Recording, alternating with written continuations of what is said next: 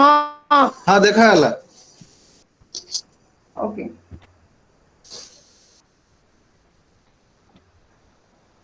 Okay. So shall I start now, sir? Yes, ma'am. Yeah. Hello, everyone. Very good morning.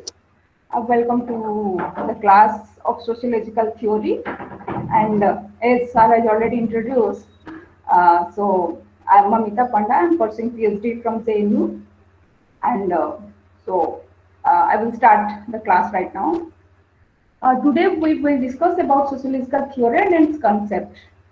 As we know, sociology is a very vast, subject in itself, and it's very important to know about sociology and how sociology as a theory, as a subject developed. Okay, it's a long story, like it's a long story of revolution led by French Revolution in 1789 and carrying over through the 19th century. And the Industrial Revolution also played a very important role in the development of sociology. And after this kind of revolution, there are some kind of conflict distribution in society, which lead to social thinker, to which forced social thinker to think how society could be maintained equilibrium or equal. Everybody should be treated as equal. There will be no tension. There will be no chaos. In between people. So basically, emerging of sociology is led by revolution of French Revolution and Industrial Revolution, and that negative effects of social change. I mean, after this revolution, the negative effects of social change brought by French Revolution manifested in form of chaos and disorder in the society. Similarly, Industrial Revolution brought many social problems and evils such as labor capital dispute, and the problem of housing, increasing concern of people, urban areas. After this revolution, what happened? The people from rural area, they started, shifting towards urban areas because of work, because of opportunity, because of capital, because of money.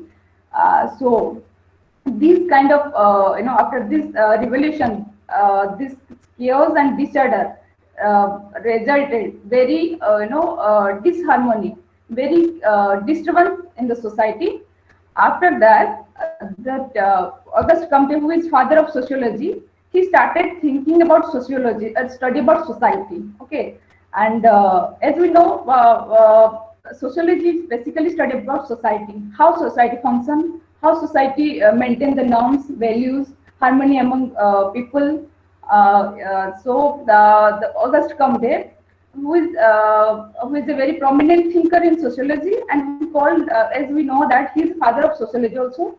In 19th century, he started working on study about society. So so he called sociology is the queen of all science.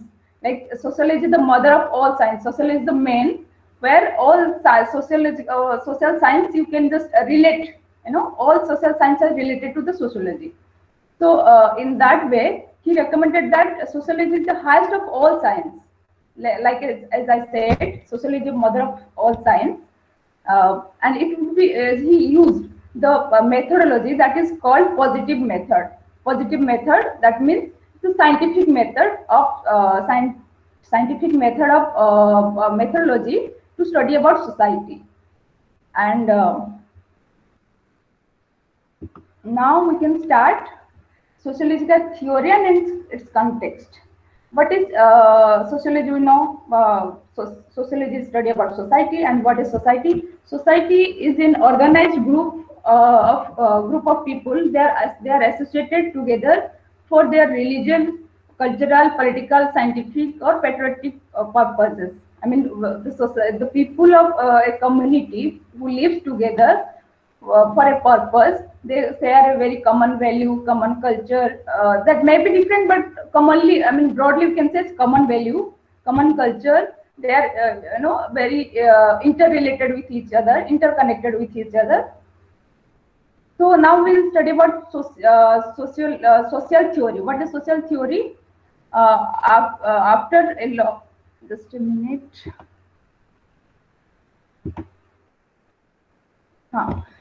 After a long revolution led by led by French Revolution in 1789 and carrying over through the 19th century, and the Industrial Revolution were important factors in the development of sociology. The disturbance of French Revolution was turning point in the history and thinking about society. It is also largely responsible for the development of society. So now we'll study about theory and context. A theory, what do we mean by theory? A theory is a group of linked ideas intent to explain something. A theory provides a framework for explaining observation. Explanation are based on assumption.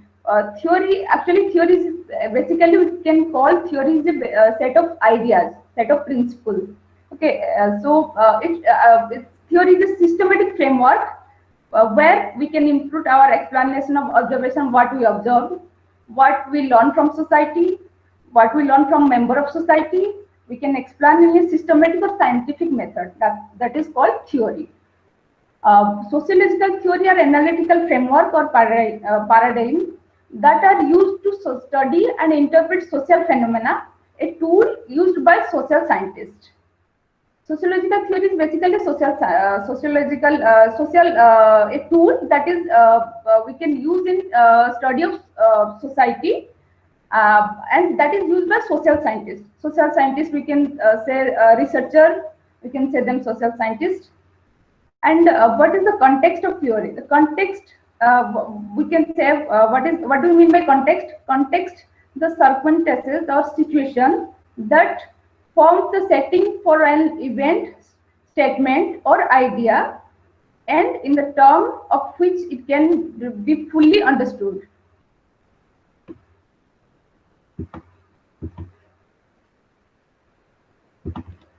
Next is history of socialism. Socialism is emerged as a reaction of social and economical conditions created by 19th century industrial capitalism, as I said earlier.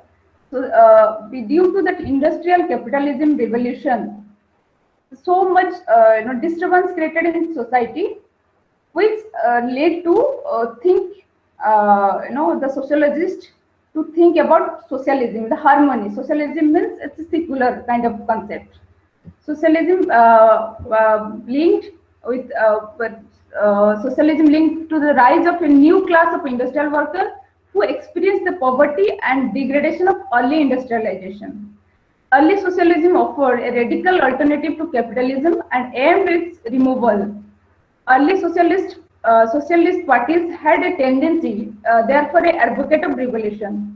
As the late 19th century approached, there was improvement in working class living conditions and advance in political democracy, leading to the integration of the working class into the society.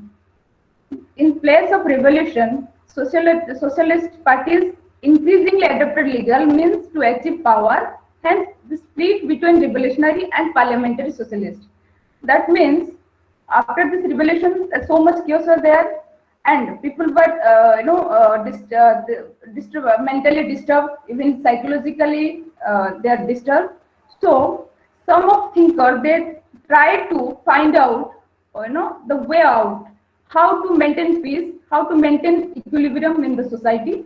So some sociologists, they try to study about the problem, and they adopted legal means, legal method to achieve power, so that in society they can maintain to equilibrium or harmony to some extent.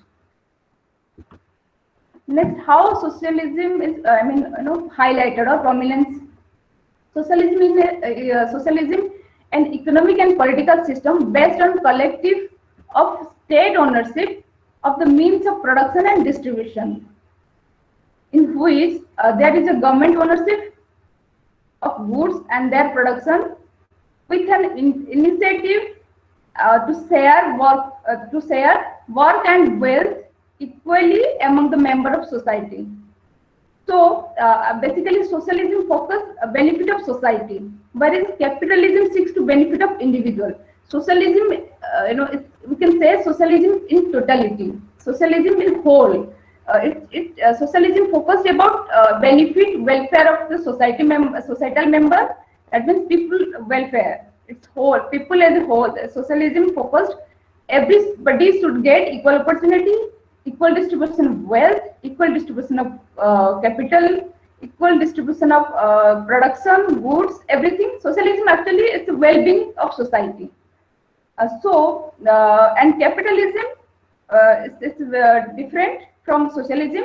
Capitalism is opposite to socialism. That is, capitalism is a benefit of individual. Those who have the ownership, those who have the capitalist, power, the capitalism power, it is only beneficial towards them only.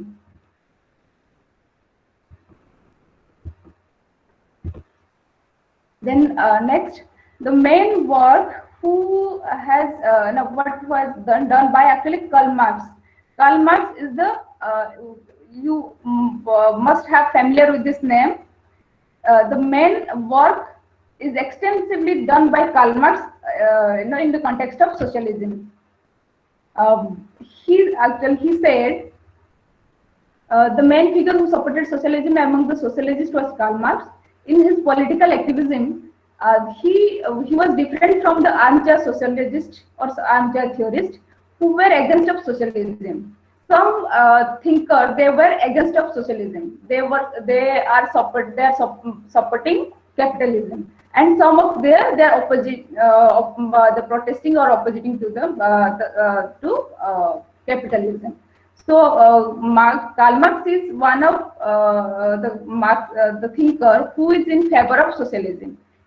Actually, who he wanted that or that benefit or the capital should be equally distributed among the member of society, among the people. Everyone should get equal opportunity. Everyone should get equal kind of benefit from the state ownership, from the whatever the state have. Everyone should be getting benefited out of that. So he said, he said they did not feel that socialism was in any way an answer to the solution of ill capitalism. It has been pointed out that Marx socialism was often seen as counterpart or counterpoint from which to develop different theories.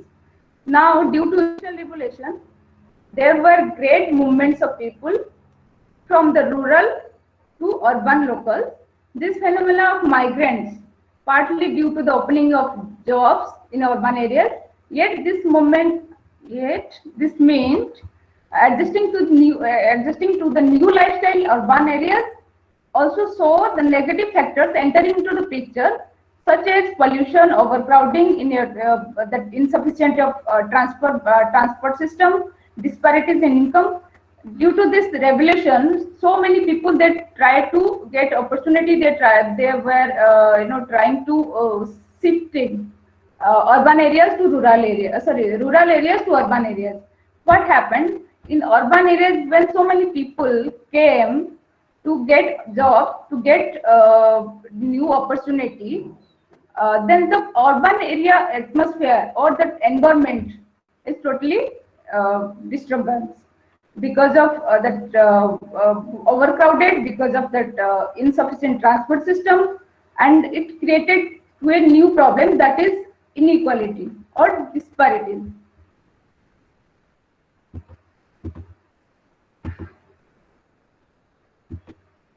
Then we'll discuss about individual versus collectivity. Individual means one, collectivity means group of people. So some thinkers, they emphasized individual is very important for the society, and where other thinkers, they were focused about collectivity. They said no, group of people, I mean the large section of people is very much important for the society. So in that context, the thinker wanted to point out that there was more to existence than individual, and this was society itself. So now we'll discuss about Comte and the Enlightenment. Auguste Comte, who is called father of sociology, who coined the word sociology, I mean, who coined the subject, sociology as a subject, his contribution for us, who created, who coined the term sociology, and who created the subject, who tried a lot to give the importance sociology as other social science, like physics, chemistry, other subjects were getting importance. Equally, sociology should be get importance. So he tried. His contribution is that now we are now we are learning sociology, and we are seeing sociology as an individual subject. So in 1798 to 1857, he has in that period his contribution was there to sociology. So his pioneering work in sociology in a term coined in a term he coined and comprised partly an analysis and reaction to the Enlightenment and the French Revolution. Thus come to positive philosophy. That positive philosophy means that scientific philosophy was aimed at what he felt to be a counter to that he considered to be the ill factors of the Enlightenment. Thus, Comte's sociology of social physics, or what he called sociology, was developed as a counter to social anarchy in after the French Revolution. He wanted to build sociology after the rigorous approach of science, especially physics. We can mention some other aspects of his work. This includes his observation of social structure and social change. Comte stressed or focused or given importance the interrelatedness of the all component of the society. His main focus was how society is interrelated, how society is interconnected. Finally, the Comte, a sociologist, believed that sociology would ultimately emerge as a dominant force due to its excellence understanding of social process. Social process means how society works, how society functions, how society functions in a smooth manner or in a harmonious manner.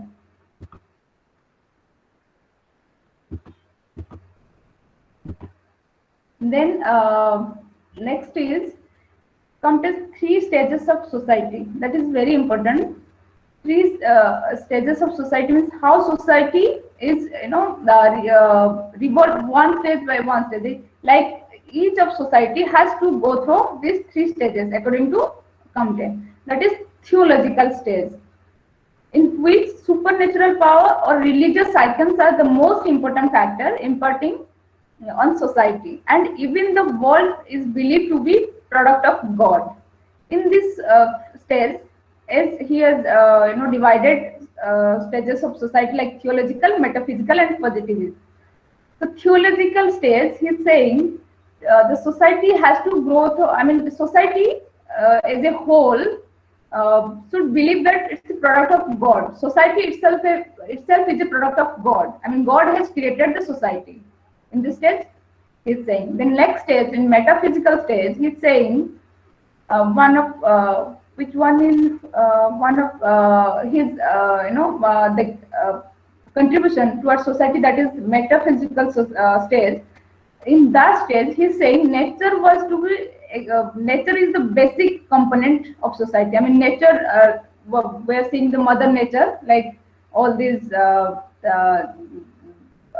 nature, like everything, whatever is created by natural phenomena. So he's saying it should be society should be more focused towards nature rather than God. In next stage, it is day by day the society is developing towards scientifical manner. First, it was called that society is product of God. Then next, he's saying maybe society is related to nature. Then in third or final stage, he's saying it is positive stage, that is scientific stage.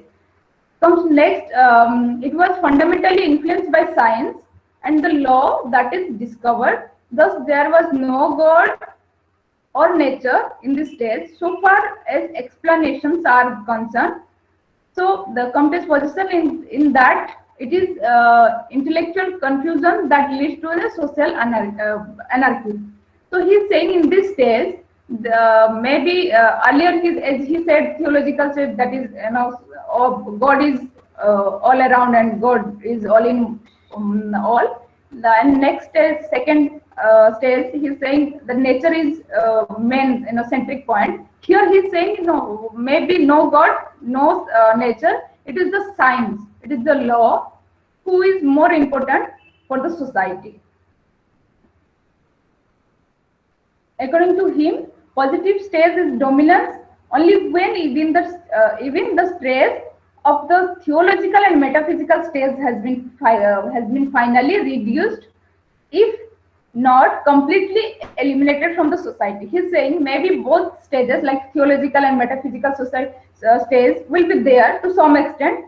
We can't, completely remove, completely eliminate from the society, but positive state, which is scientific or stage of law, that is most important. We should more concern about this stage.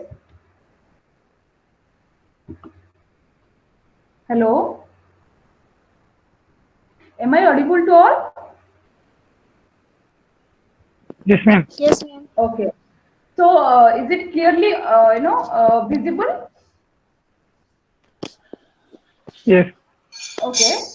And clearly Yes, understand, and you all are getting my point, what I am saying, you all are getting?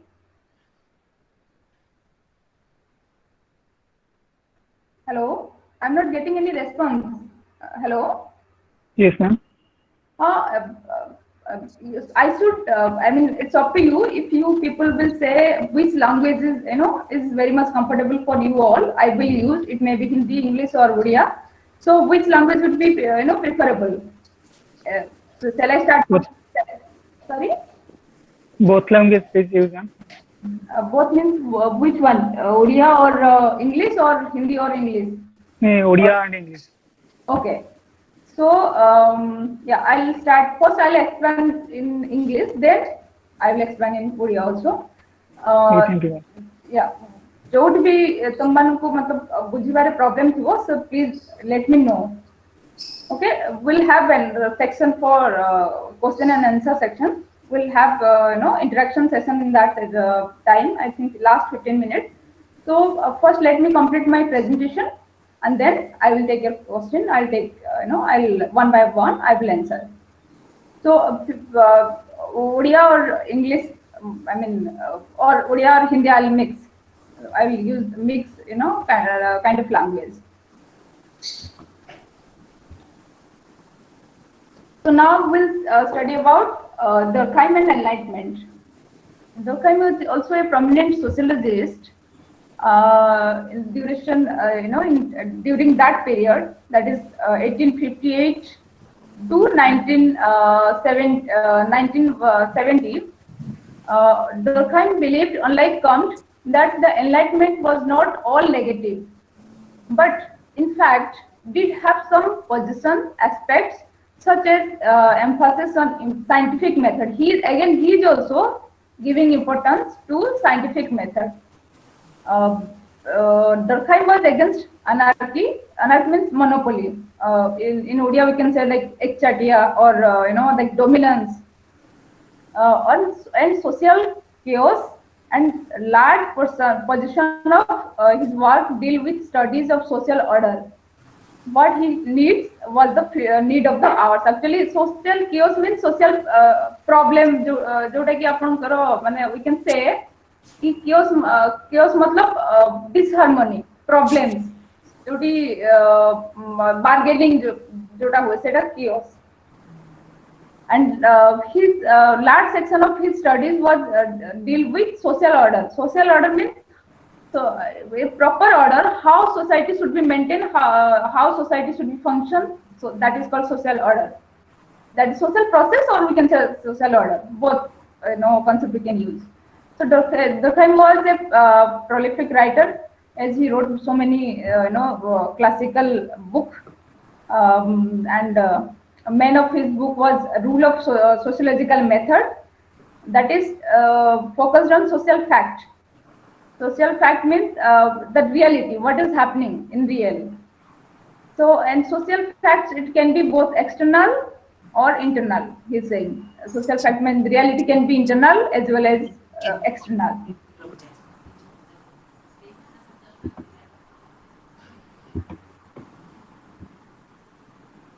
He demonstrated the usefulness of this approach in his study of suicide. The main contribution towards sociology is suicide. The main, the classic piece, the classic work is suicide, in which he showed how social force have an impact on individuals and their actions within the society.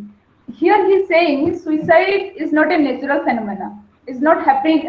So people, are not committing suicide naturally. It is the society who force them. He's saying it's due to some situation, due to some problem. It may be personal. It may be social. It may be financial. It may be political. But to some extent, social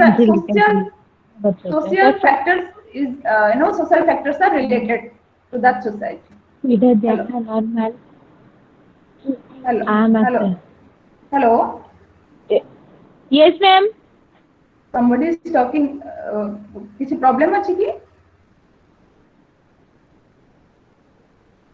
So then we'll start. Next, what he's saying, what Durkheim is saying. He is saying, according to Durkheim, it was the variation within the social fact which explained different rates of suicide rate in different groups. He examined, it is the research kind of work he has done. How suicide rate is vary from one group to another. In community wise, he studied, and Durkheim he focused in, he said two type of facts which is basically responsible for their suicide, that is material and non-material. Non-material fact, that is bureaucracy law, because that material we can say bureaucracy law, the civil serviceman, it's come under material fact, and non-material, that is social constitution and culture. He's saying maybe because of to some extent material fact, that is that bureaucracy, that is civil, that is law, this kind of facts are responsible for the suicide. And another one is like non-material, that is social constitution, social institution and culture. Like social institutions are like marriage, family, all this kind of fact that is, to some extent they are also responsible for the suicide. And of course the culture we're living, the way of living. Culture means the way of living, where the kind of pattern we are following to survive in society. So, and again, his next important work is division of labor in society. Division of labor, we can say the division means divide of labor. Labor in Odia we can say that parishrama जो आपनकर अच्छी division of labour जो मतलब केमिति labour माने labour जो class को केमिति डिवाइड करके कैपिटलिस्ट माने मतलब जो कंपनी ओनर माने जो सरप्लस वैल्यू जो एक्स्ट्रा बेनिफिट पाउचंते, that is division of labour. Here he has given an example, like in a plant or in a factory, each worker performs a specific duty. It boosts the productivity and efficiency. If you split up the workers and give them a specific jobs to do, efficiency increase significantly.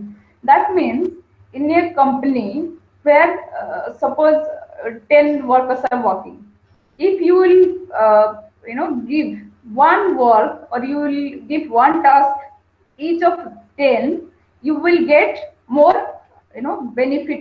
They will produce more work, because जड़े जड़े जो काम करेंगे, 10 जन काम को यदि गोटे माने गोटे काम को 10 जन लोक करेंगे, then it will take time.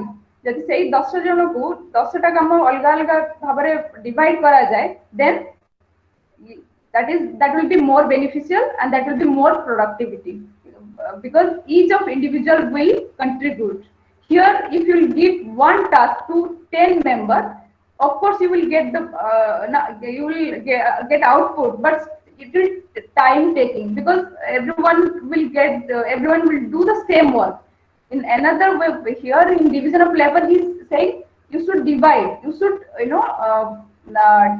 you should prescribe the task, you should give the task each individual, so that you will produce more, you will get more benefit, you will get more surplus value.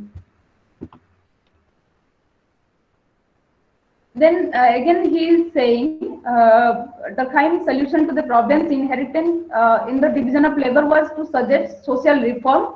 Social reform means retaliation, like revolution, which could redress imbalance and keep the system going on functioning. He's saying social reform or revolution. It can sometimes, if the worker, the working class people will get revolute, or they will start revolution, it will help them, and also they will get their benefit. I mean, if suppose one company is getting benefit 10% each year, if that company owner, he will not himself distribute or give the benefit, the bonus to the worker as on his own. He will not give. If the worker will ask, they will protest. They will ask about. They know about their rights and they will protest.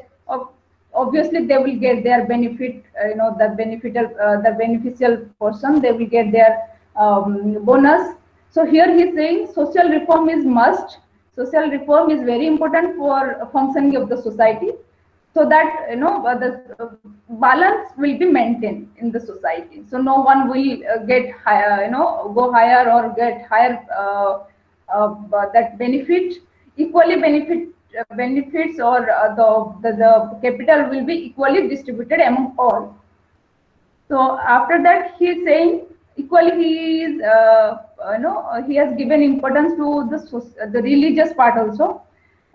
His book, The Elementary Forms of Religious Life, Durkheim studied about the primitive society. Primitive society means that in Odia we can say the Adi society, Adi Manavo, primitive society. And as well as he also studied about modern society. He just wanted to know the comparison or the difference between primitive society, how they are following religious ritual, how they are following religious life, as well as the modern people, how they are also following the religious life. And again he is saying religious is a social phenomenon. Social phenomena means it's related to society. Phenomena means something is occurring, something is happening. So Durkheim attributes the development of the religious or religion to the emotional security attained for communal living.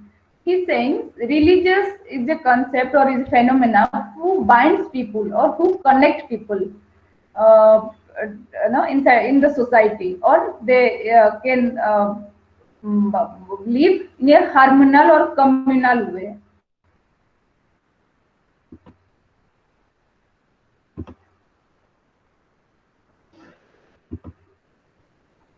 The next, Marxian ideology. Karl Marx, who has a great contribution towards sociology as well as political science, every social science he has contributed, and mainly in sociology, his work is basically focused on economic part, like capital part. So he himself is deeply influenced by Hegel. Hegel's philosophy emphasized the dialectic and idealism, of which later was a second concept. Dialectic means it's about conversation, about human's brain who focused on ideas. Dialect stress the great importance and process including those conflicts. Actually, dialect means having conversation. So the dialect methodology means conversation methodology, where people can have a word direct face to face. That is dialect. And what is idealism? Idealism is stressed about ideas. It is not material. It is not realistic. Actually, it is abstract. It is psychology. I mean, in mind, what kind of ideas you have in your mind that can be applied to society. That is idealism. It is not realistic. It is a materialistic. It is not even a materialistic. Even not a dogmatic. It is not a logical actually. We can. I mean, in idea we can think so many aspects. We can think so many things. Also, we can think at a time. So that is why it is not materialistic or realistic. It may be we can say it is an abstract level.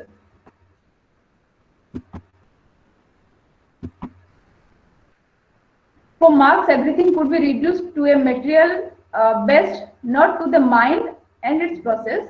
For Marx, capitalism was the problem which led to alienation, polarization, and revolution. As I said, Marx's work is mainly focused on economy, capital. He is saying that it is the capital, the capitalism who is creating so many problems in society. Because of capitalism, it leading towards alienation. Alienation means banchito kariba, joda durei daba. Alienation, polarization means segregation, means division, and revolution.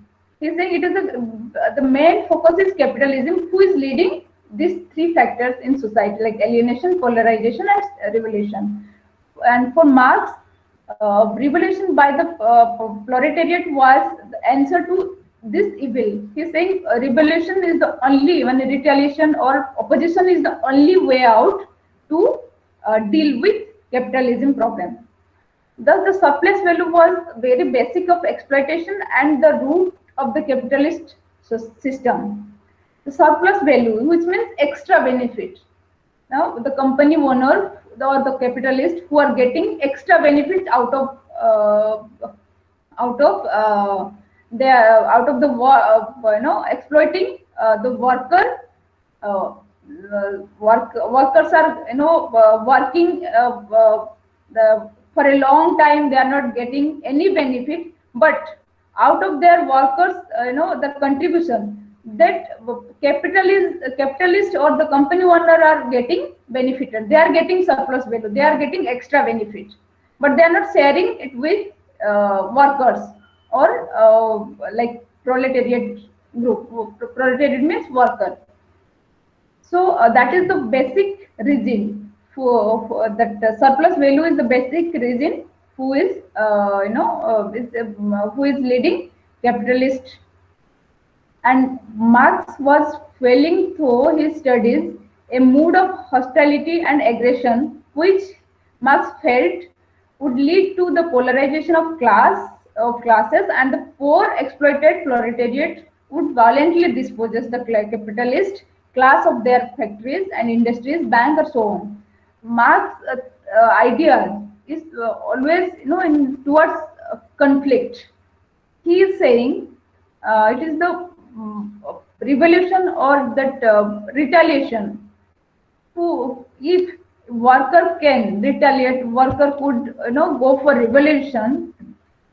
That will help for getting the benefit to some extent from the capitalist. So thereafter, a period of social harmony would be. He is saying if they will know that the worker class will know their right, they will go for revolution. They will retaliate. They will raise their voice. After that only they will get their benefit. Otherwise, they will not get their benefit, or they will not get any surplus value from the capitalist section. So he's saying after the revolution, it may be lead to social harmony. Social harmony means the social equality or social peace would begin, and there was a societal community ownership of means of production.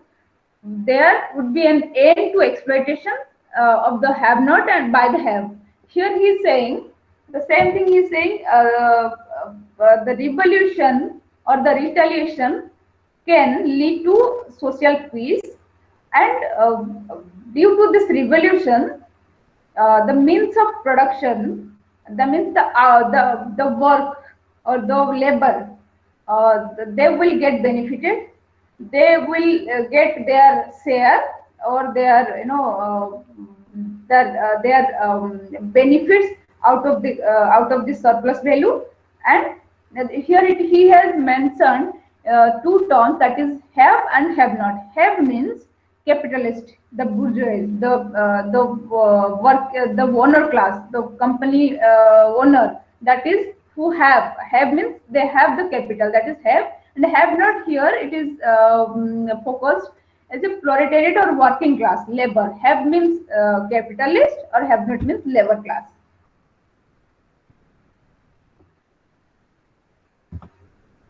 Then we'll study about Weberian ideology. Weber's idea was that any aspect of social process had several causes that made it operate, and no single complex of factors. That is, I mean, he has given again the example of economy. He is saying the economy is the prime concern, the prime focus for social process. And Weber was interested in how the process of rationalization lead to economic development, and economic development to the creation and existence to the large bureaucracy, other social institutions. He is also focusing on bureaucracy. Bureaucracy means the capital society, the capitalist of the society. So Weber is more concerned about them. He pointed out, however, that these decisions are themselves influenced by rules and regulation exist in the society. It is the bureaucracy who controls the power, who controls who controls the power, who controls the authority in the society. Earlier we know about Marxism, as he said the economic is primary factor. Here he is saying, Weber also saying the same thing, economic is the primary factor for the social process. As along with that, he is saying that bureaucracy, that is the higher section, that the powerful section of the society, they are also more important. They also played an important role in the society. So according to him, he is a very rational thinker. Rational means in the scientific or logical thinker. He said that rational, that is formal rationality, that proper scientific way. He's saying that rationality he has divided in three parts, that is traditional rationality, charismatic rationality, and legal rationality. That first one is traditional. That is, traditional means that we can say that paramparika. The traditional authority is accepted, that has traditionally been in the case, and actually generation to generation easily it is passed.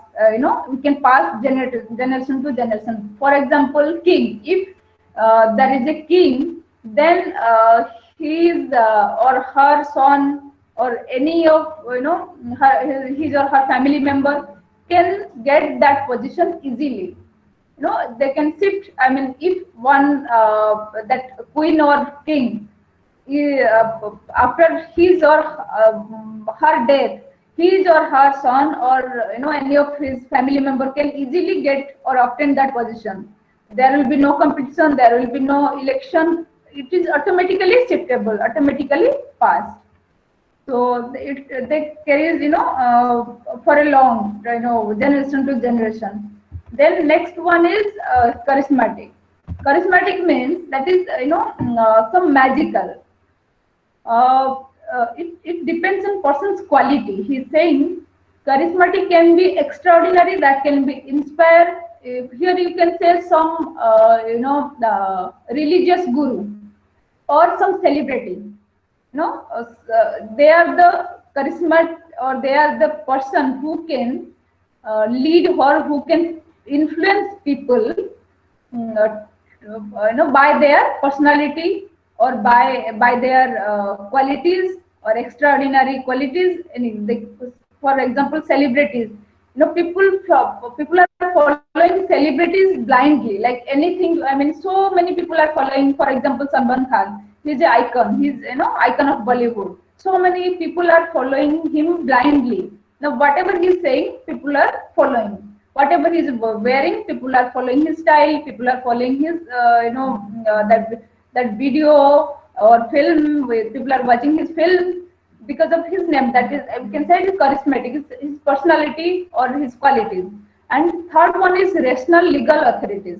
That is, rational legal means it should be the power or the authority made or legitimized by law. It is written or regulation in term of rational legal authority. For example, civil servicemen, bureaucracy, they have the power to control the societal member. They have the power to control society. Authority means to control. So here he has given three kinds of authority: traditional, then charismatic, then rational. These three kinds of people, three sections of people who hold the power, who controls the society. Then next is Spencer's evaluation or evaluation theory. So Spencer is mostly, he's a social thinker. According to him, society, the opinion that society would progress by itself, and that is evolution should not be interfered with. Spencer went to the extent of comparing social institutions with plant and animal. He said he actually focused on organism. Organism means that the living things. So he compared plants and animals, with social institutions. So his theory basically survival of the fittest, where those people could adapt or accept the social and cultural or natural environment would live, while those who could not adapt meet with their end. That means those who can suppose, one person will go to urban area, rural area to urban areas. So in urban society, you have certain norms, certain lifestyle, certain kind of people are there, certain cultures are there. If somebody will adopt or adjust with this, with that environment or culture or that society, he will be survived. If somebody will not, then he may not be survived. So it's obvious thing. Those who can adjust according to the environment, according to the atmosphere, according to the culture, of course they will survive. And those who can't, of course they will not. So that is, he's saying that survival of the fittest. And another thing he is saying, Spencer also saw society as an organism in which different parts of organs are interconnected and each had a role or function to perform in the overall working of the organism. He's saying, like we have, like human body, we have so many parts, so many organs, like hand, like a finger, belly, back, face, teeth, leg. So each of the parts has different role. Nobody can play, anybody's role, or a hand cannot play, role of mouth. So it had already described, or the role has been fixed. So that is in that way he's saying, even in society also, that there are different institutions or different parts of the society. There also the role. For example, marriage play a certain role in human's life. The marriage cannot play all kind of role, in human's life. Marriage has a certain or fixed role. Culture has a fixed role. Education has a fixed role for our, for human society. So, like he's saying, all these institutions, they are interconnected. Like, for example, marriage. Marriage is interrelated to culture. in certain society and different society in different religion, definition of marriage is different. The law of marriage, the practice of marriage is different. In Hindu society, there are different law of marriage. In Muslim society, there are certain law of marriage. In Christian society, there are different law of marriage. So, but they are interconnected. So, in culture and in the marriage, they are also interconnected. Like certain culture has certain norms, certain rules, certain laws. So here he is saying, like human body, societies are societal part or institution of society. They are also interconnected, and they help each other to perform or to maintain peace or to function the society, in overall. So, unlike Comte, whose evolutionary theory was in the term of ideas, Spencer had a real material world which he wanted to explain and analyze and interpret. He has also, material world, real material world. Spencer has a real material world, and he wants to explain and analyze and interpret. Then the unit 2. That is concept and theories. As we know, what is concept, and I think you must have an idea about concept. Then theory. First, we'll start from word. What is word? A sound or a letter that express a particular meaning. We interact through words and a group of words we call sentence. Okay, so in word, that is this letter actually, who we use interact or in our day-to-day life, and the bunch of words created a sentence, and that sentence created a meaning. Then we'll discuss about concept. What is concept? Concept means an idea, basic principle. Concept means an idea or basic principle. Social scientists seek to analyze social phenomena to clarify object of the observed world. That means social scientists, they use concept also to analyze social phenomena. That means social fact, or to clarify or to the observed world. I mean, what they are observing or what they are experiencing in their day-to-day life. For that, they need to use concept. The technical meaning of word commonly understood, and we call them concept actually. The technical words, for example, we can say a concept in interaction lead to the formulation of theory that needs to constant revision. For example, a concept means what is marriage? What do we mean by marriage? Marriage is a concept. Okay, so we the social thinker, they try to identify the problem first. Then they try to they try to define the concept, how marriage happens, what is marriage, how it different from other social institutions, how it is different culture to culture, how individual social human being perception is or perceived about marriage. So then we'll talk about language, a system of communication in which in speech and being used to express their thoughts, ideas, and feelings. As human beings, we use language to describe, analyze, and evaluate our actions and convey our ideas, feelings, and concerns.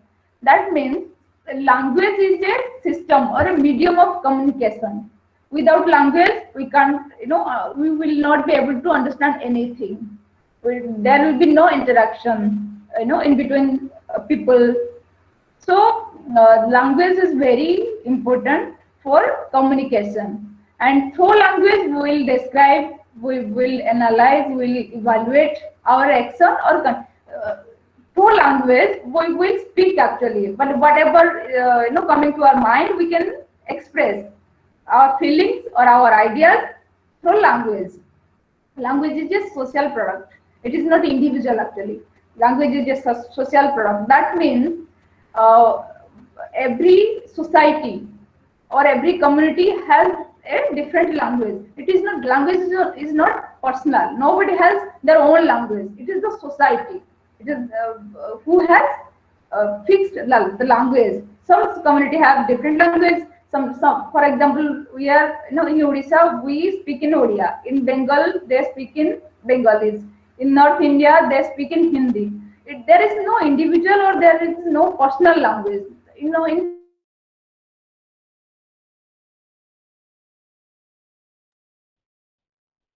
4 or 5 family members, each of family member will speak a different language. No, it is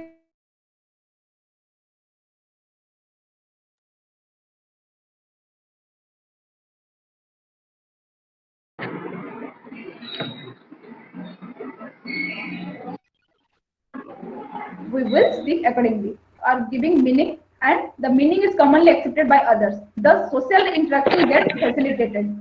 Like I said, social interaction, I mean interaction between people, interaction between societal members, that happens due to language.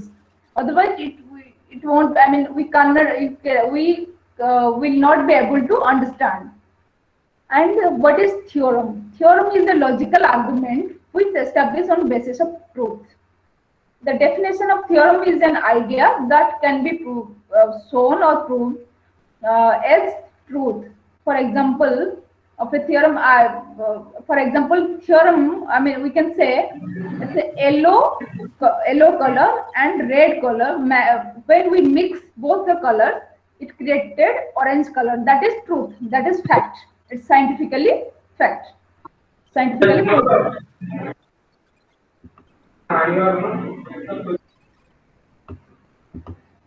Then we will study or we will discuss about the nature and concepts. When scientists use a word, it gets a technical meaning. It became a concept. In referring to human being, the biologists use the phrase, Homo sapiens or wise men. Homo sapiens means wise men. It's the biology. For example, you can say the biologists they use this term Homo sapiens or wise men to describe the modern man. So, if a person, another example I will give you to make you understand.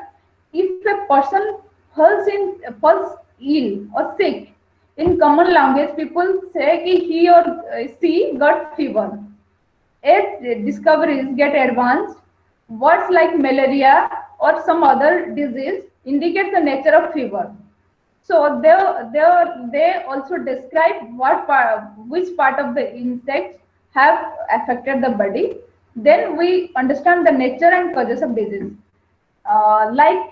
If somebody is feeling sick, if you will go to the doctor will say what kind of disease you are having or you are suffering, the exact the disease. That is called concept. The exact concept he or she will.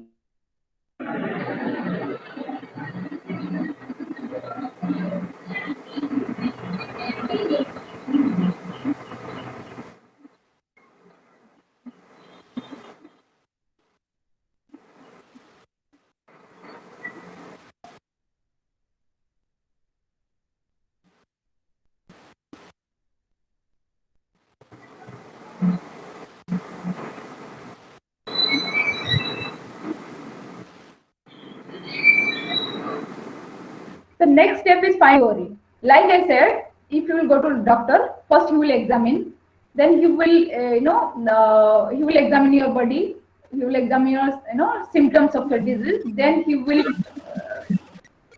tell you the exact disease you are having or you are suffering. Then next step he will give you some prescription for the tablets or some injection, some medicine he will give. Then only you will get cured.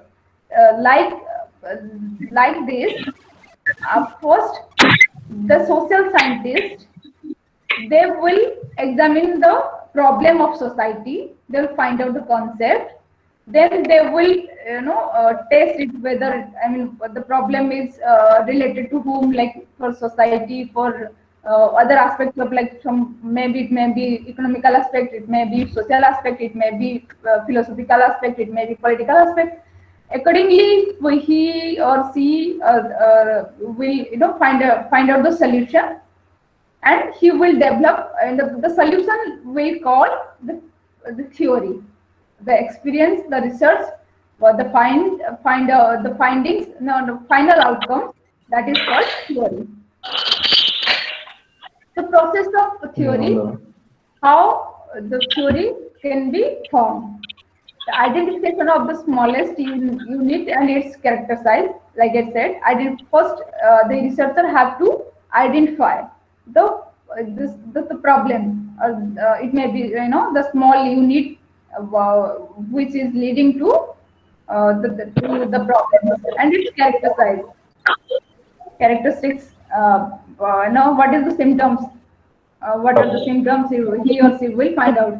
The interaction among these units that lead to the formation of compound and complex in determinate ways. That means after finding out the problem, he will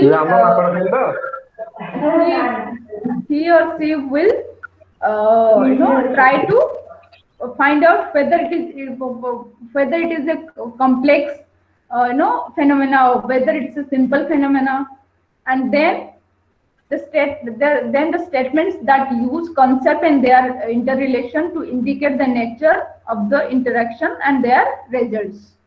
So then after that, he or she will use the concept, I mean, exact the problem, exact the technical word, and what are the interrelations, I mean, the problem is related with whom, and then he will find out the result.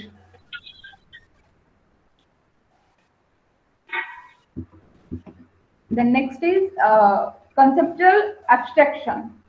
As we said, a little further explanation of a concept is in order. We do not see a concept actually. Concept is it's basically an abstraction. It's an imagination. That is an abstract. Abstract means imagination.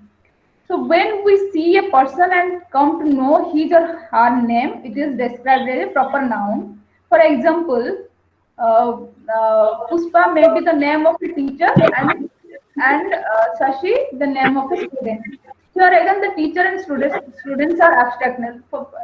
Like I said, concepts are abstract. Okay. So when suppose there is this teacher and there is a student, we don't know the name. Only we know somebody is teacher and somebody is student. After getting to know the name actually, then we'll know who is teacher and who is student.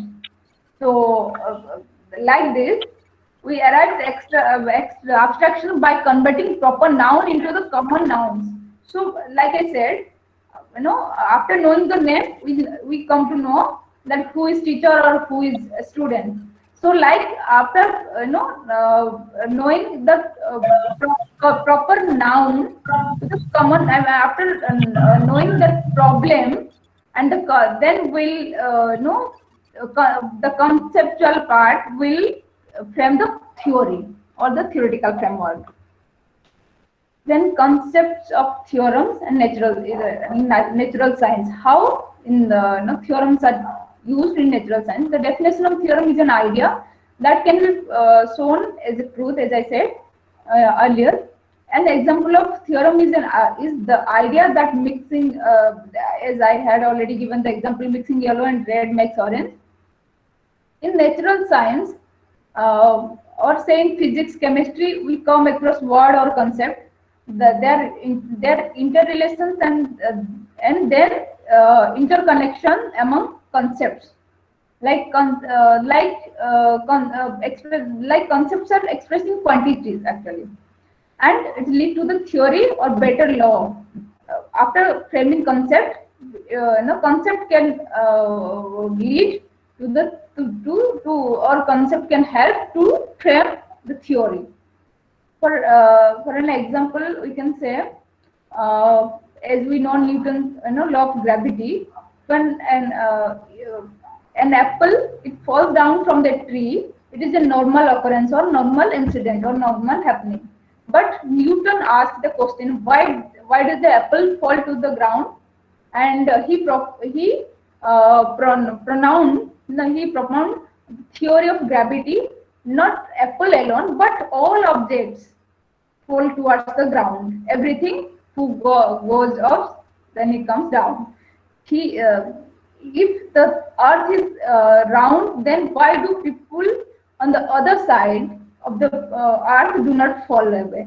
So that is the concept, actual theory, the law of gravity. That is the concept he developed. Then he try to explain. Here we can sum up the process of theory formation. Theory is an explanation of reoccurring then to, and is a valid explanation universal in space and time. During certain space, certain time, theory is applicable. Theory you can explain. Like we can say the old, for example, theory of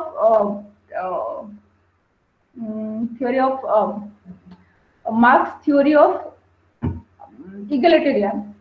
That is no more relevant in current situation. Egalitarian means secular. All people are equal. Everybody will get equal opportunity. But nowadays it is irrelevant. It is not applicable. Since we have hierarchy system, there are these people are there. Then we have middle class. Now we have lower middle class. Then we have poor. So it is not applicable. Everybody is not getting equal opportunity in the society. So there is some hierarchy, some biasness, some discrimination.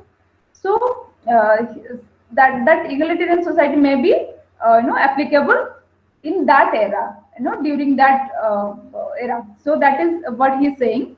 So every theory is not applicable for every time. Certain space and time is perfect for that theory to explain. The condition under which the theoretical statement would hold true need to be split out, and that the theory can be modified if subsequent experiments create new situations that have to be considered afresh. Theory is revisable proposition. That is what he says. If somebody has developed certain theory, that is if that is not applicable later on or next generation, that theory can be always replaceable or revisable. You can always revise that. You can add something or you can delete something in that theory. Always it can be revisable. And the interplay between inductive and deductive process constitute the method of science or sciencing. That is, here he is saying the theory is following by inductive and deductive method. Inductive method means specific instance into a general conclusion. That means if here you have to give a certain specific situation, you can from certain specific situation to general situation. And while deductive reasoning moves from the general principle to specific principle. Inductive is specific to general and deductive is general to specific. Then towards social science, I mean here you all have to study towards social science, Durkheim, Weber and beyond. That means all kind of like conflict, functionalist, then phenomenologist, then every thinker has a contribution for social science, and we will know one by one some of them. Mainly we're talking about Durkheim. Durkheim's study of suicide rate and explanation of their variation is the best example of the theory formation from the existing data. It will helpful to understand his method. Here he has taken, or here the example of suicide rate, how it is how it varies one community to another. Firstly, Durkheim clarified them and located 3 or 4 types of suicide and their nature. He has studied 3 or 4 types of suicide that later on will discuss details what kind of theory and all. Here just you have to know, since it's a basic, you have to know only the suicide theory, where he has defined 3 or 4 types of suicide, and each type of the existing data available in official record were classified in terms of their distribution and various social categories. This classification needed intelligence and brilliance of the author. That is where he is saying the each out of 4 theories, each suicide theory has its own characteristics, own nature, and and it varies. It is not equal. It is not similar for all 3 or 4 kind of suicide. Each suicide or nature of suicide has different approach. Then we'll discuss about person, that is Talcott person, and Mutton, that is R.K. Mutton. The full name is R.K. Mutton. He is Talcott person. The full name is Talcott person. So among the 20th century writer, Talcott person is the most significant and for conceptualizing human action. His theory is based on human action and connecting economic, politics, and institution and pattern maintenance. Basically, his theory is based on human action. How people are developing their actions, how people are interacting, how people are living, how people are communicating. That is the main focus of his work. He's also talking about in that context, in action context, he is also relating connecting economic, politics, institutions, and pattern maintenance, how society maintains. This exercise required contribution from economic anthropology, psychology, sociology, and their integration into general theory of action. As person grew mature, he examined economic, politics,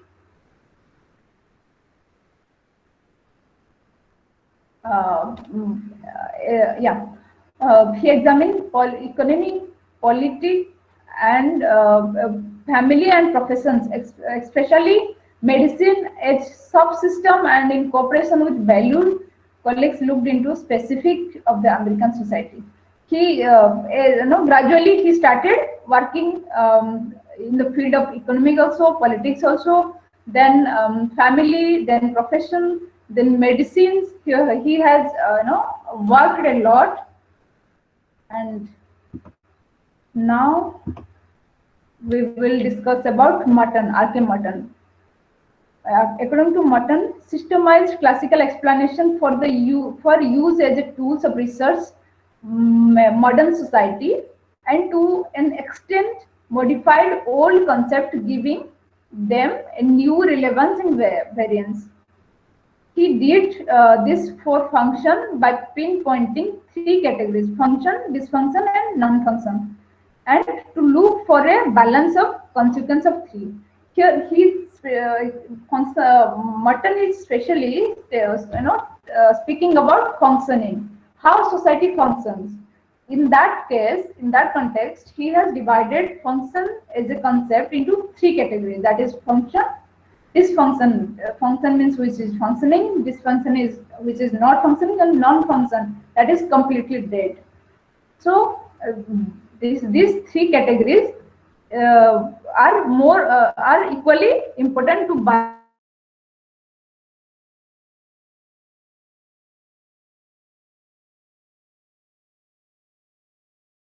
for observation, that to information with a potential for being understood in the functional perspective. So here he is using the method of observation to analyze or to understand the functional perspective of society. Then unit 3. sociological theory. As we know, sociological theory is most important for sociologists to describe or to examine, societal problem, societal fact, societal function, everything. So broadly speaking, the discussion on the nature, meaning, and types of sociological theory could be divided into 5 parts. In first part, we shall try to understand the nature and the meaning of the sociological theory during its classical age or period. First part is about classical or old age theories, classical age theorists or old age theorists. Then sociology could well emerge as a separate discipline only due to the great efforts made by prominent scholars in its classical age. As I said, all these social thinkers, they had a great contribution to develop sociology as a different as a separate subject or as an individual subject in social science. Earlier, it was not there. Sociology was not a separate subject or an individual subject. The second part, we shall discuss about the nature and types of contemporary sociological theory. Contemporary sociological theory means the current sociological theory, the modern sociological theory. In fact, these periods reflect on the time when the subject sociology would come out of its classical period. Sorry.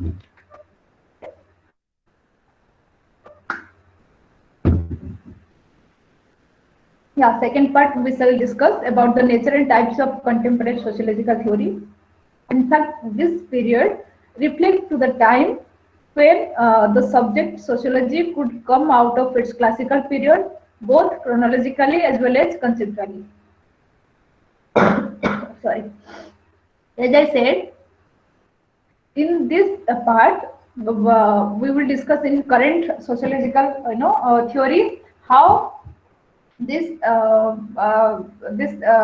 sociology as a subject developed chronologically, continuously or conceptually.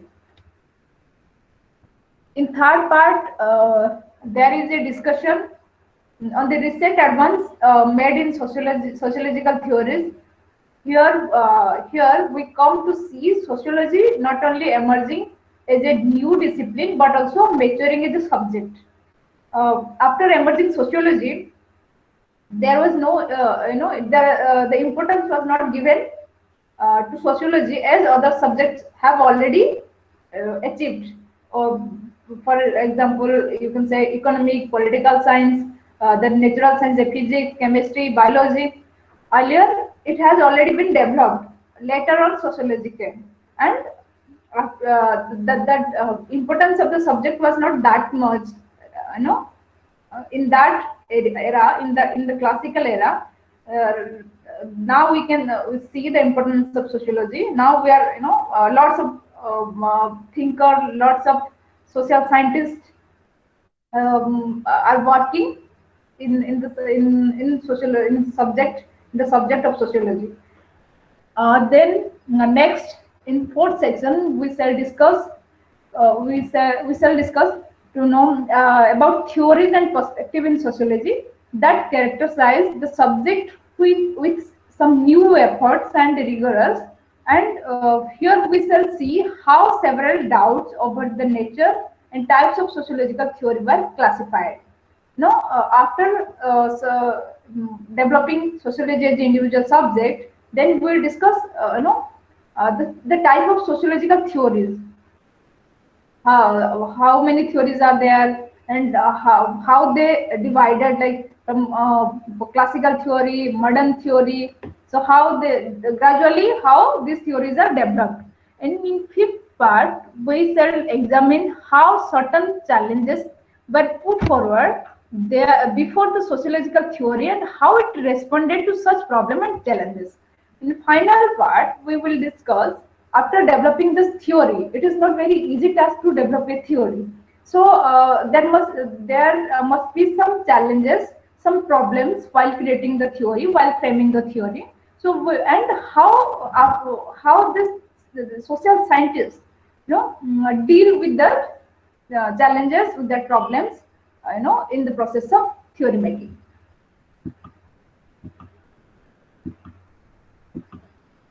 Okay, here first we'll discuss classical sociological theory. The period of classical sociology belongs to the era when sociology emerged in a new discipline with the one central attraction that the the scientific study of society is possible.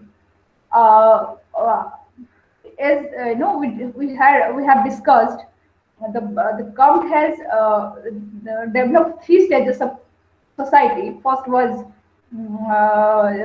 first stage where he said theological stage, where he said it is the God who is primary. Then in second stage metaphysical, he said it is nature.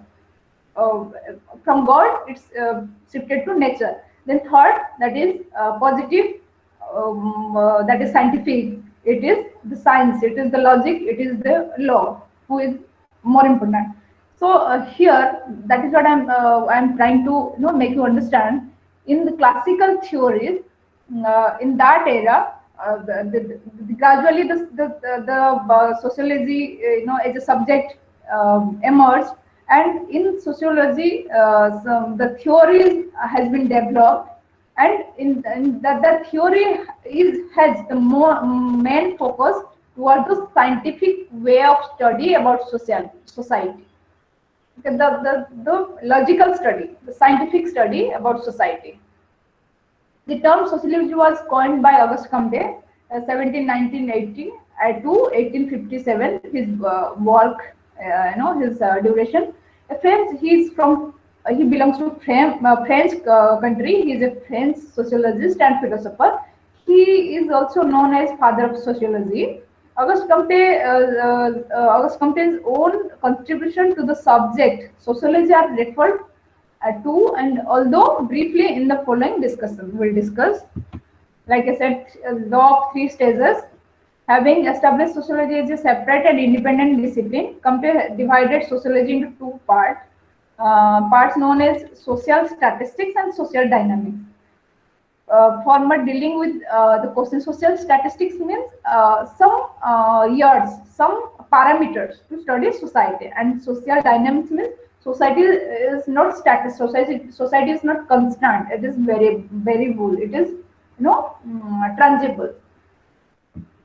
So here we'll discuss the former dealing with the questions of equilibrium in society, and later with the problems of change in society.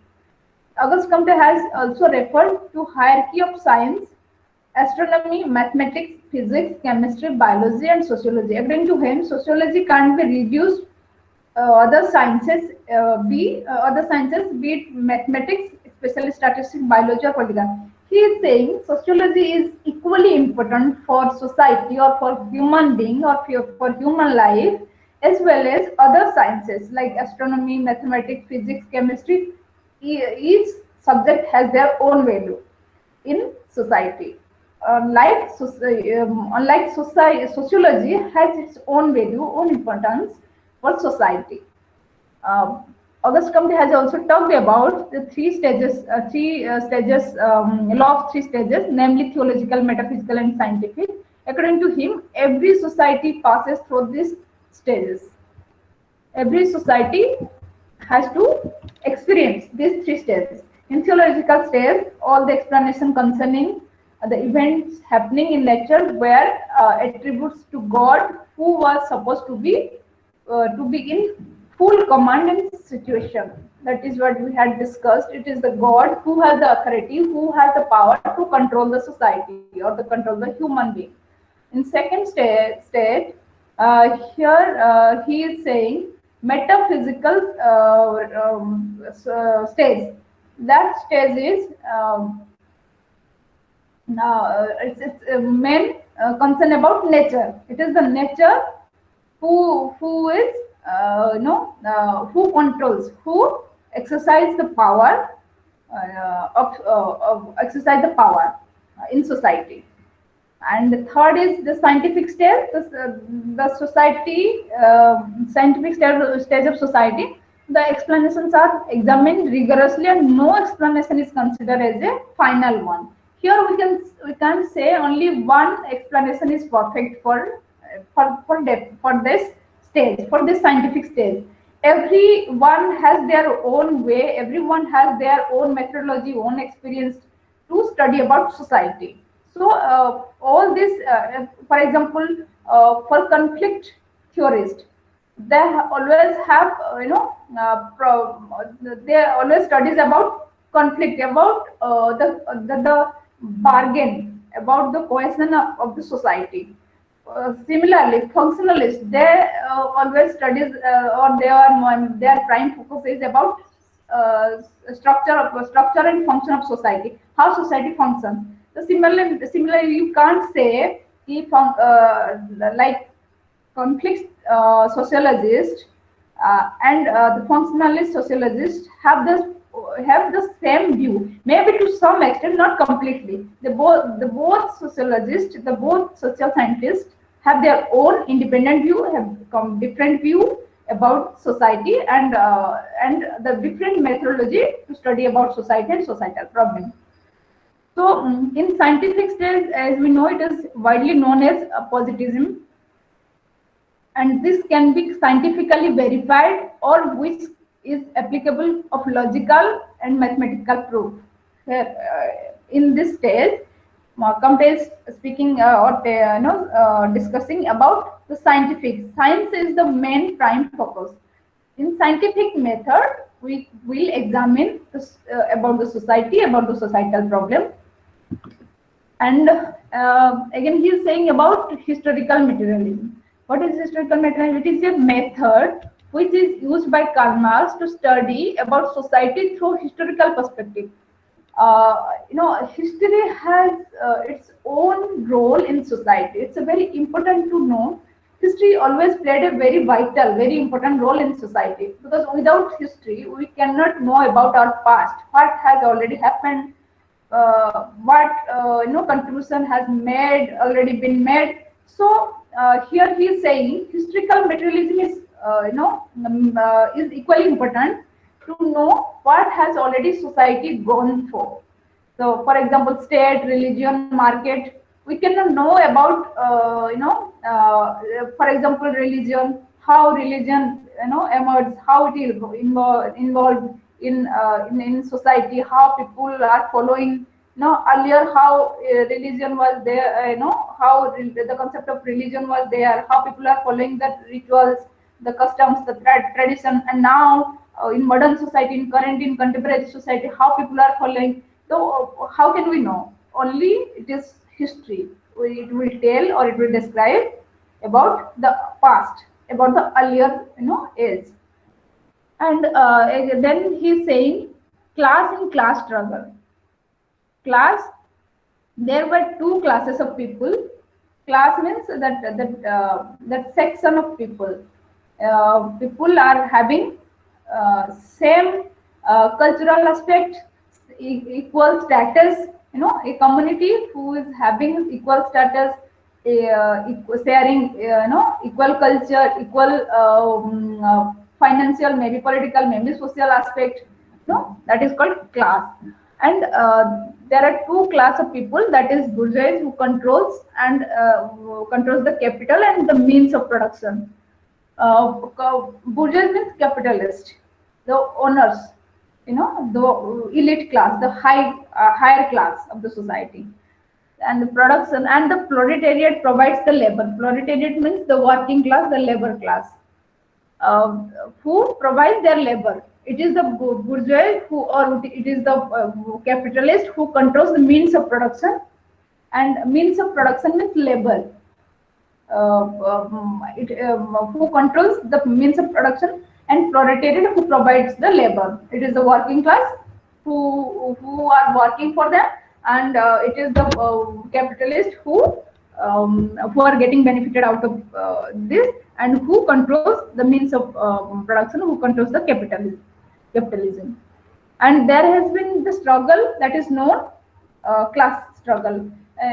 in this process, the capitalist who owns the means of production, who owns the capital, who owns the resource, and another class who is labor class, proletariat, who is always there to provide their service or provide their labor to capitalists.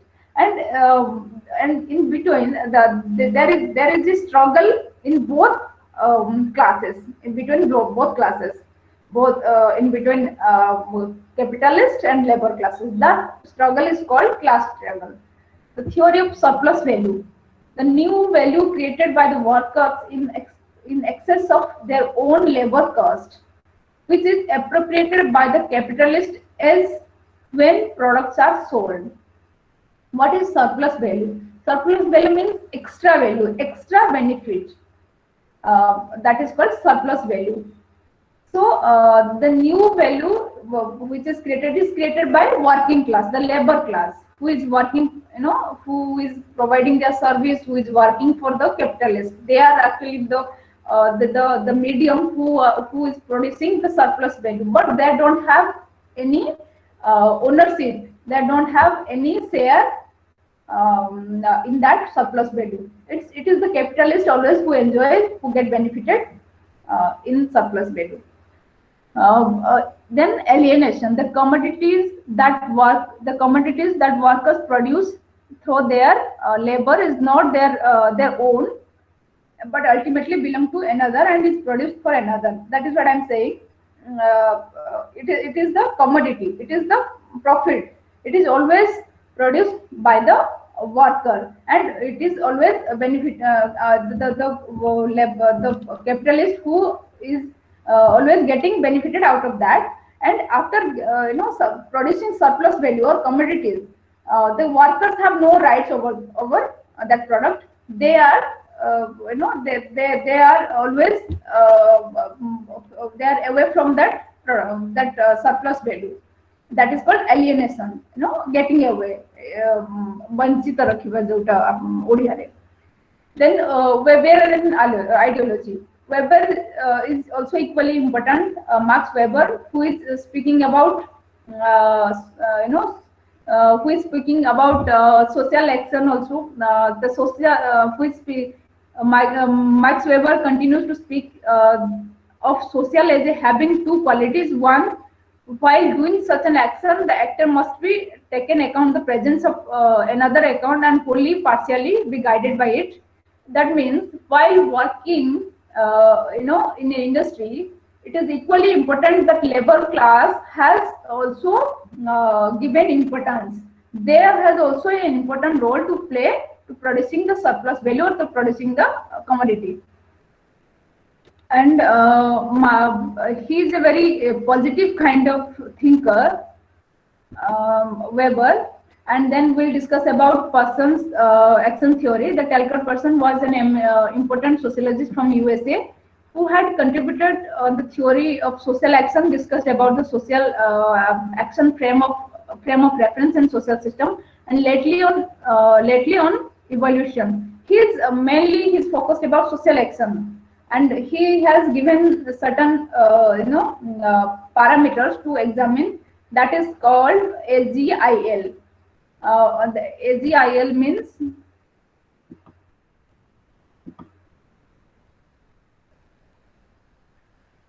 we will discuss it later in next class. He believes that all the contributions made by various social scientists lead in one direction to arrive, or rather converts at the single notion, what is called social action.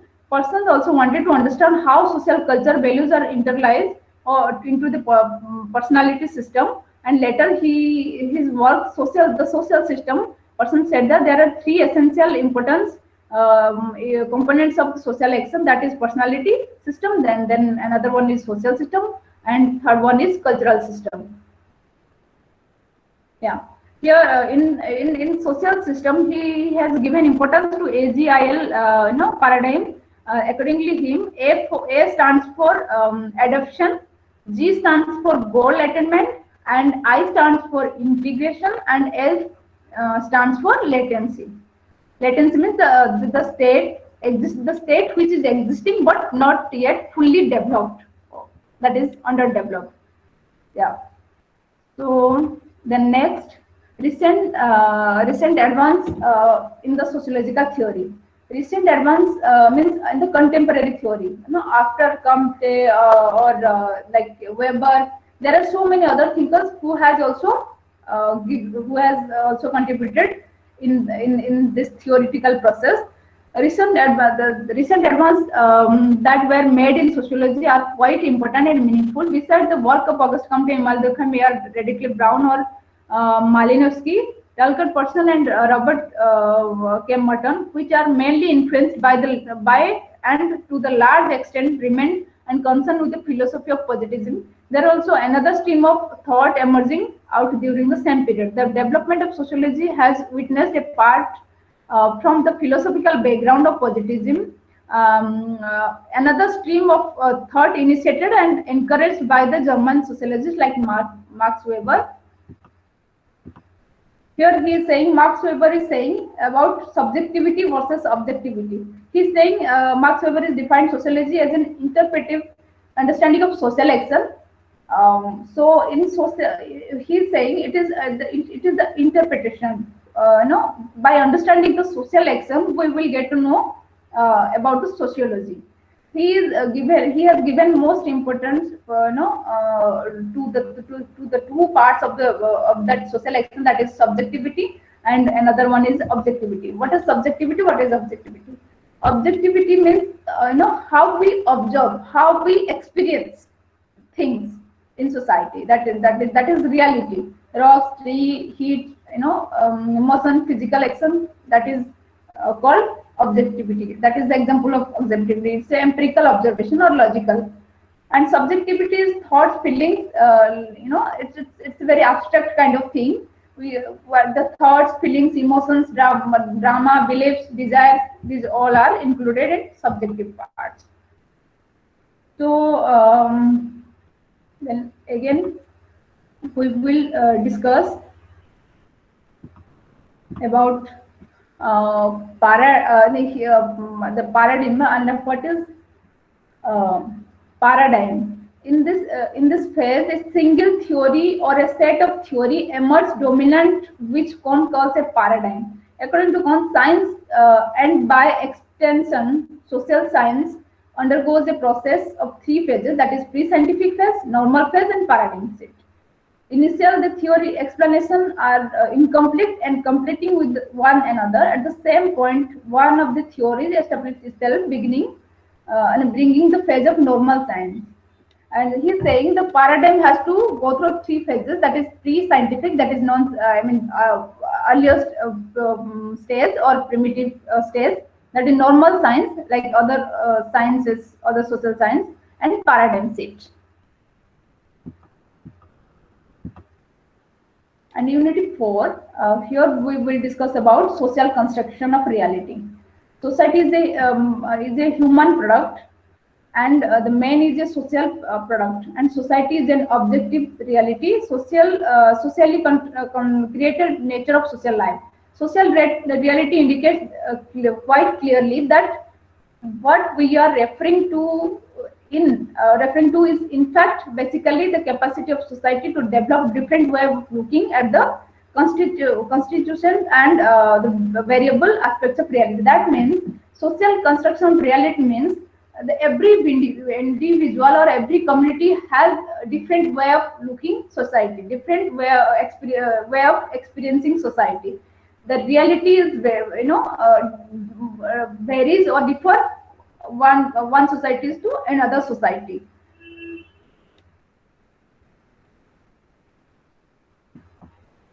For example, you can say in social construction, I will give you an example. Suppose marriage. Marriage is different from one society to another society. For tribals, marriage is different. Their customs, their rituals are different. For Hindu, our culture, our practice of marriage system is different. For Christian, that is also completely different. The way of marriage, the pattern of marriage, the practice of marriage. So every society and the reality that means we cannot say that they are wrong or we are right, or we are wrong they are right.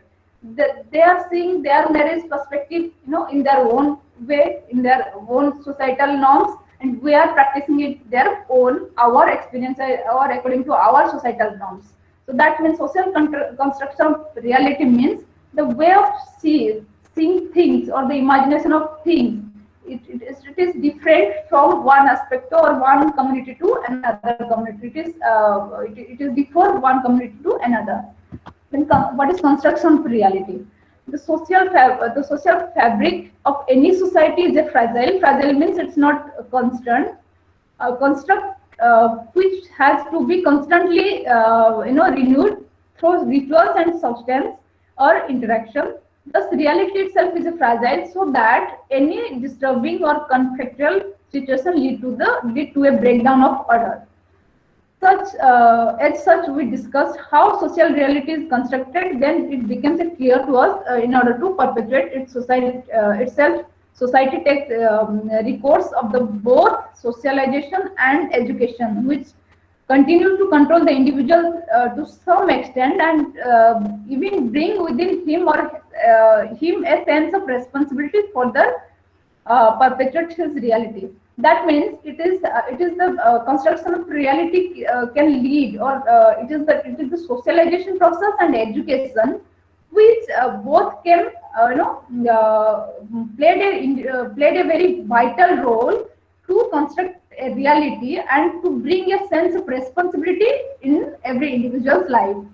In every way, that our reality and experience are all constructed by human beings and in communities. That means we all are responsible for construction of reality, and at times by a much larger concern than nation state itself.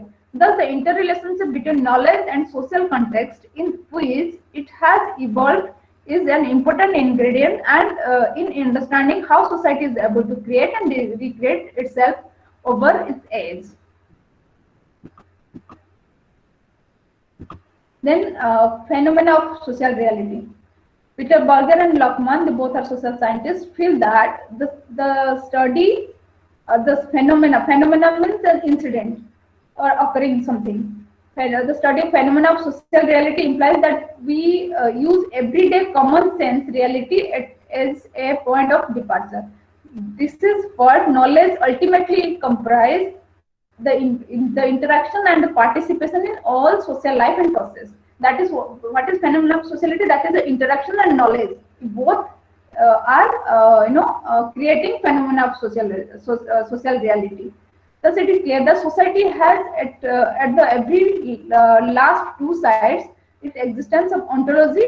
One is subjective and another is objective. As we said, as we discussed earlier, subjective and objective. Then we will discuss about language and social reality. Language is a very important component in social reality, because without language we cannot communicate, and without communication there will be no reality, no social construction of reality. So when we, as long as we communicate, we create our social reality, we construct our realities in our everyday life.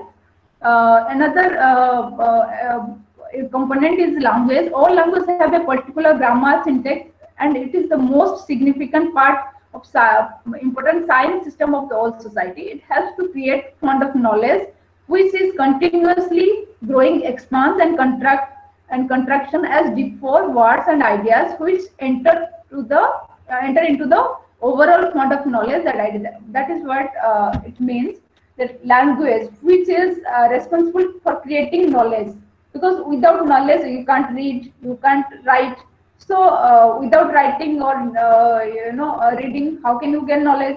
So that is why it is the language who is creating knowledge, and thus it is important. Out of the language is symbolic and therefore capable of grasping social reality. The language is symbolic. That means, suppose if we will say something, some about some color, white. As we know, it is symbolic. If you will so the white cloth or paper, it is completely white. It is showing, okay, it is white color, the symbol. Suppose we see the ambulance, that sign or the sound. After hearing that, or after looking that light, that red light color, we can imagine, or we can say, okay, that may be but that may be that ambulance, or some other, like some police van or something. It is the indication, it is the symbol. Then we'll see legitimation and social reality. Legitimation means it's law. So the legitimation provides the society with a set of rules and regulations which are taken to be actual and or true meaning of the purpose of ideology of an institution. By being legitimized, the institution and the society are able to provide guidelines to work conditions that members of each institution are supposed to follow. That means it is the law who will decide how to perform, how to behave, how to live in society. Societal norms, societal value, everything is decided by law. Everything is decided by legislation. So in conclusion, we'll see the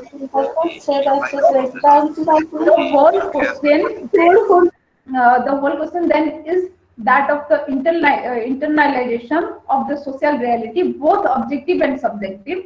And this happens as a dialectic between man and his social structure, between the outer and the inner realities, so that the human is an active participator in social process rather than being simply at the mercy of the societal procedure. That means it is both subjective or objective, which is responsible, or which leads to dialect, or which leads to interact. Otherwise, it will be very difficult to be a part of the society, to be a part of social process. Thank you. That's it. Thank you. So any queries, any questions regarding this presentation? So dear learners, so I think, ma'am has clarified everything about the block 1. So whatever doubts and query you have, you can put forth your question to ma'am. Related whatever things you want to ask, you can ask.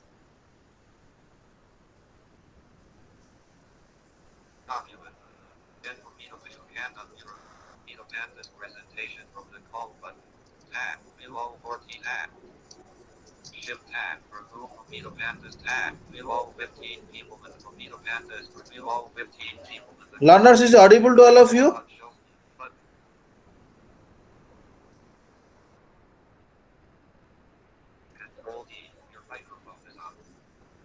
Learners, is audible? Sir. So you don't have any question?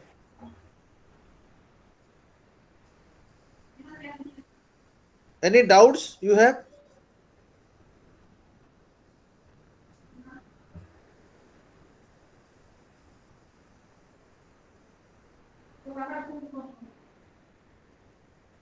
Ma'am? Yes, sir. No students is asking any question. Okay, so now we will conclude. So, we'll conclude the session, student. Any questions, students?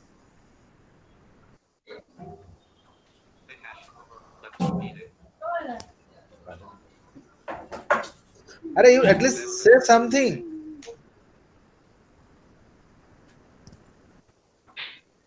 Learners. Hello, sir. Go ahead. Sir, can you explain Voltairean ideology, sir?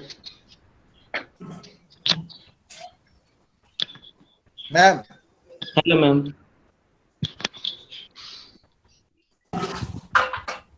Panda ma'am.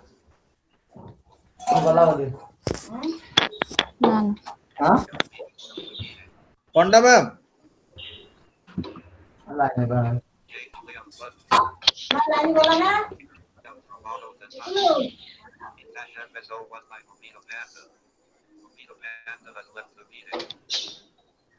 Okay, chalo, ma'am has left the meeting. Okay, so we will again start class on tomorrow. Okay. So we'll Yes, sir. join on the same time, okay? अच्छा hello sir हाँ sir मोर enrolment number sir send हेलानी sir fail लिखला कोई बात किसी असुविधा नहीं ठीक है ओके सर ठीक thank you sir Thank you, sir. हाँ मैम हाँ मैम हाँ पचार ठीक अच्छे ओके नेक्स्ट क्लास देखिए okay sir thank you sir नहीं ठीक अच्छे था सॉरी हेला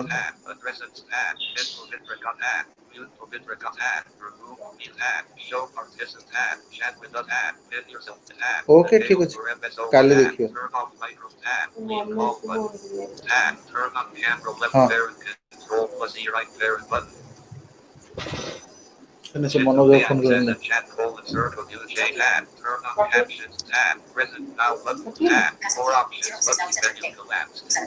Stop recording button, enter. Menu, stop recording button, enter.